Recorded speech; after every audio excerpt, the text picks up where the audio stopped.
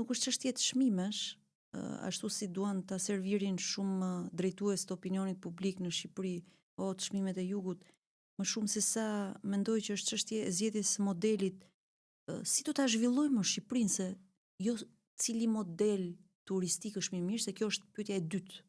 Cili model turistik? A mund të ishte zhvilluar Shqipëria me një investim më të madh në edukim? Një investim më të madh që t'i sillet disa kompani inovacioni në Shqipëri? Që këta të rinj, këta kreativët që po diskutojmë ne, që kanë kaq ide, janë kaq të formuar, kanë parë kaq shumë, të zhvillonin veten dhe ta shikonin Shqipërinë si një alternativë.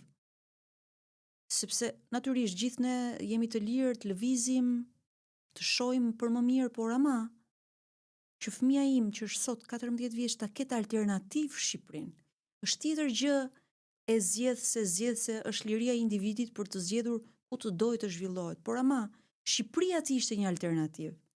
Domethënë sot ne kemi hezitimin dhe frikën çfarë orientimi do t'i japim fëmijës për t'u edukuar, për t'u zhvilluar.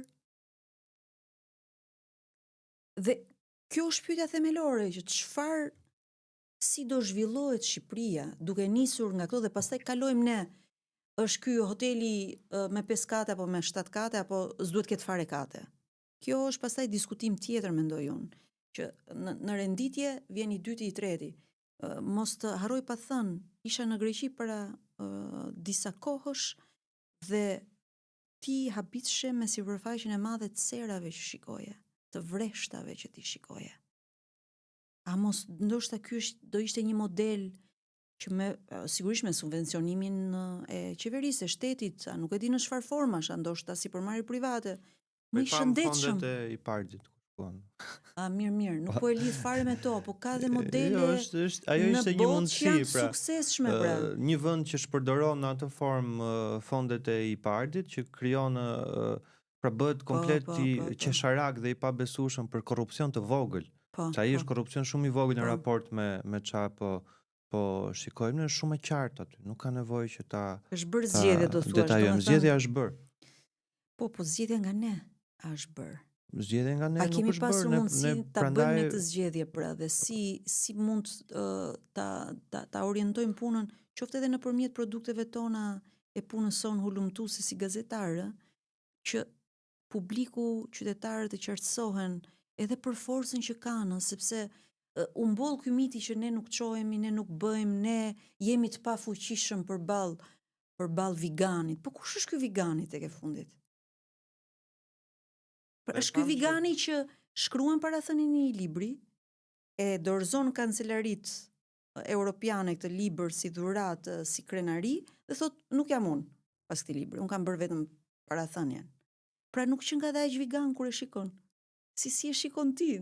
Tani se po bëjmë edhe një analizë të simbolikës që na serviret dhe të tërhiqet, pra nuk është gjë e vogël që kryeministri të tërhiqet nga krijesa vet. Po.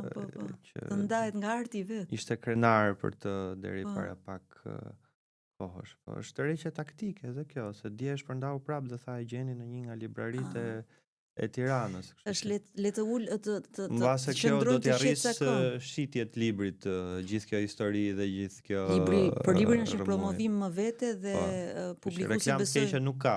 Nuk ka reklam të keqe, po çështja është që ky vigani, që po e themi simbolikisht, ose krye arkitekti mund ta themi pa droje, sepse në fakt ai e ka ideuar, ai e ka menduar, ai ka ftuar nëpërmjet Instagramit këtë arkitekt.